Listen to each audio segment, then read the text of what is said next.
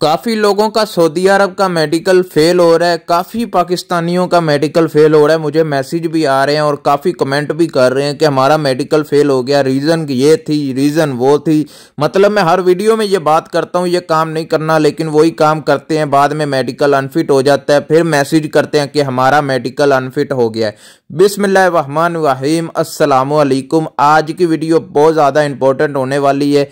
काफ़ी मुझे मैसेज आ रहे हैं इंस्टाग्राम पर, आपका भी कोई मैसेज है तो इंस्टाग्राम पर आ जाएं। मैसेज ये कर रहे हैं कि हमारा मेडिकल हो गया सऊदी अरब का, लेकिन हमारा मेडिकल अनफिट आ गया है। हमारी रीज़न ये थी, रीज़न वो थी, यानी मुख्तलिफ रीज़न, हर बंदे की मुख्तलिफ रीज़न थी। लेकिन ज़्यादातर मैंने इस टॉपिक पर वीडियोस बनाई हैं कि ये काम नहीं करने, आपका मेडिकल अनफिट आ जाएगा।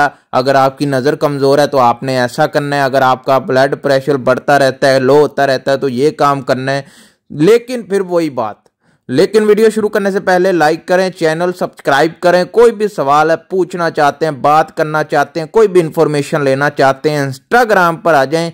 आपके हर सवाल का जवाब इंस्टाग्राम पर दिया जाता है। हेलो, हाय, अस्सलाम वालेकुम रिप्लाई कर दें, मैं वेट कर रहा हूं, मेरा ये सवाल है। सवाल लिखते ही नहीं है आप, एक मैसेज में अपना पूरा सवाल लिखे। मैं जब भी ऑनलाइन होता हूँ, 1 दिन 2 दिन 3 दिन 4 दिन, मैं देखता हूँ, रिप्लाई कर देता हूँ। अगर सवाल नहीं होगा तो मैं रिप्लाई नहीं करता। तो चलते हैं वीडियो की तरफ। अगर आपका भी सऊदी अरब का मेडिकल अनफिट हो गया है तो चलें, कोई बात नहीं, छोड़ें। अभी अगली बार जब आपने जाना है तो आपने वो गलतियां नहीं करनी, समझ गए। मैं फिर से वीडियो बना रहा हूं इस टॉपिक पर, वो लोग भी कान खोल के सुन लें, या जो अनफिट हो गए हैं वो भी कान खोल के सुन लें।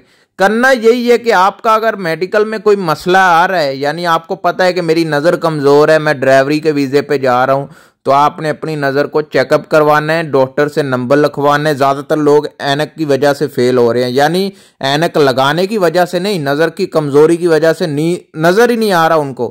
तो इसलिए आपने ऐनक लगा के पढ़ना है। जो भी आपको पढ़ने को बोले ऐनक लगाएं, पढ़ दें। वो ये नहीं कहते कि आपने ऐनक क्यों लगाई है, आप ऐनक उतार दें, नहीं, वो सिर्फ ये कहते हैं कि पढ़ के बता दो हमें क्या लिखा है।